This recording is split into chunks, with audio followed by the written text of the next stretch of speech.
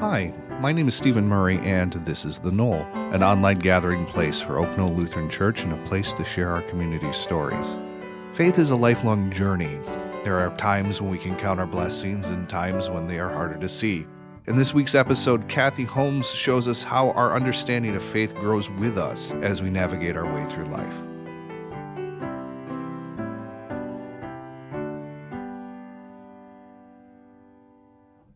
I'm Kathi Holmes, and I'd like to share my faith journey with you.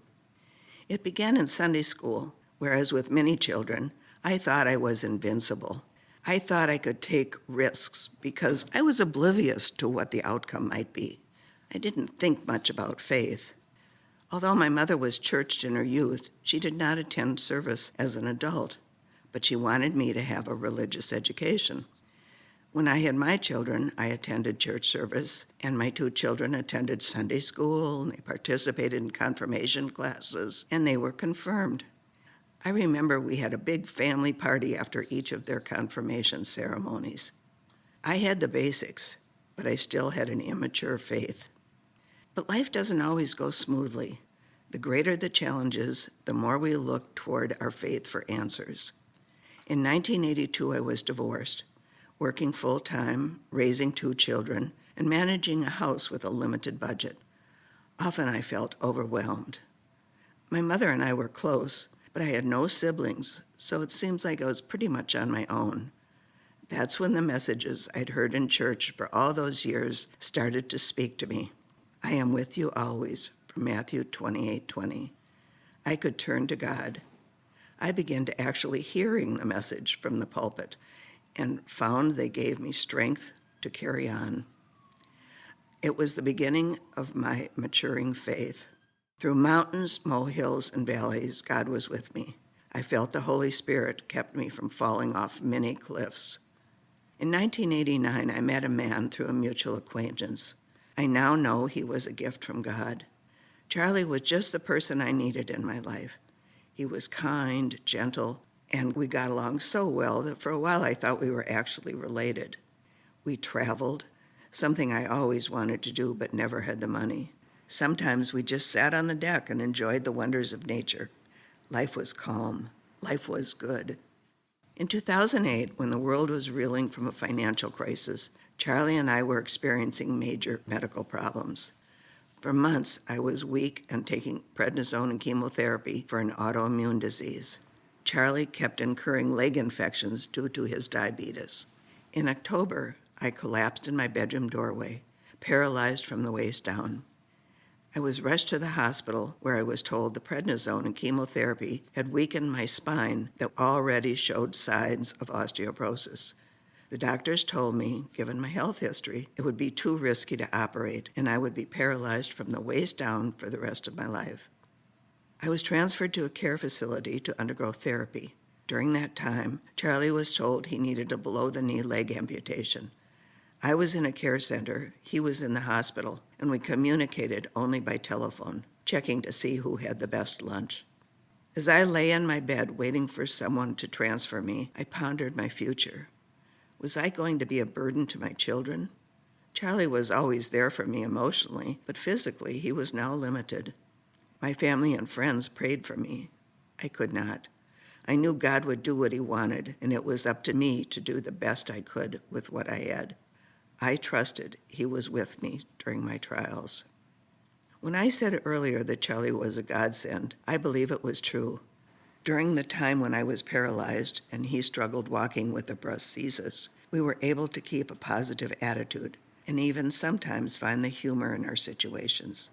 Charlie and I had moved into a condo in 2002, which was 2 blocks away from Knoll. We would drive by and say, well, we should go there sometime, but we never did. One day, a friend of mine asked for a schoolmate of hers, Linda Strand, if she could ask the pastor of Knoll to visit us at the rehab center. Charlie and I were both at the same rehab center, and we were moved by Pastor Paul. One Sunday, after I had been home for a couple of months, I decided to wheel my power chair up to the church. At first, I was skeptical. Would I knock something down going up to the altar for communion? I practiced wheeling around after the church was empty. It's amazing, but every Sunday that summer was a gorgeous day, and I slowly wheeled my way up to church, reflecting my blessings. It wasn't long after that Charlie decided to join me at Oak Knoll. Charlie was in a regular wheelchair and was not able to get to church on his own, so we both rode the Metro Mobility bus the 2 blocks to church. Gradually, we started to feel the welcoming spirit of the congregants at Oak Knoll. Charlie was excited to join the choir as he loved music. Surprisingly, after months of land and pool therapy, I began to get stronger.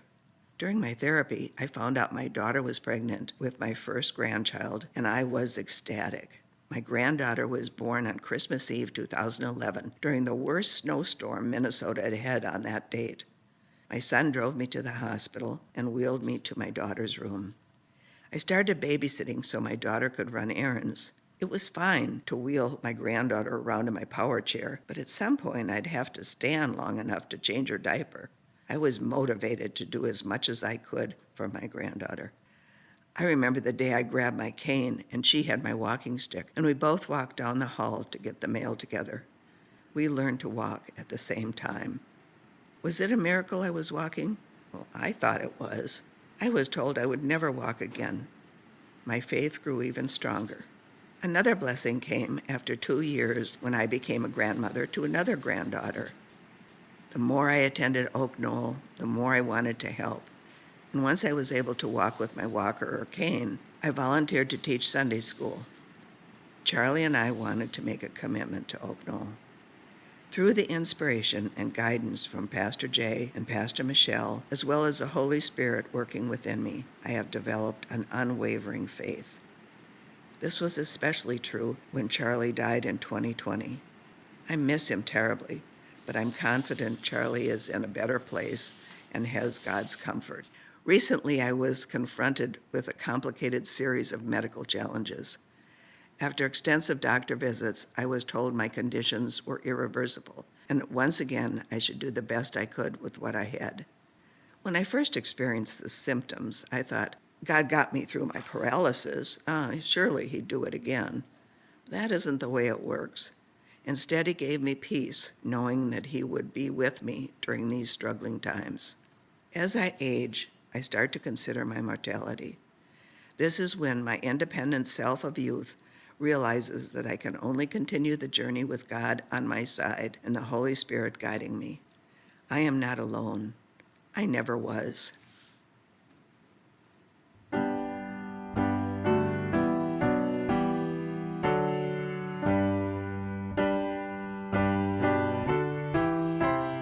The Knoll is a production of Oak Knoll Lutheran Church in Minnetonka, Minnesota. Pastor Jay Rudy, Senior Pastor. Music performed by Matt Serrar and produced by me, Stephen Murray. If you would like to learn more about Oak Knoll Lutheran Church, please visit us on the web at oklutheran.org or check out the live stream of our Sunday worship on YouTube every week at 9:30 Central. If you would like to share your story as part of the Knoll podcast, you can find information on how to get involved on our website. Thanks for listening, and God bless.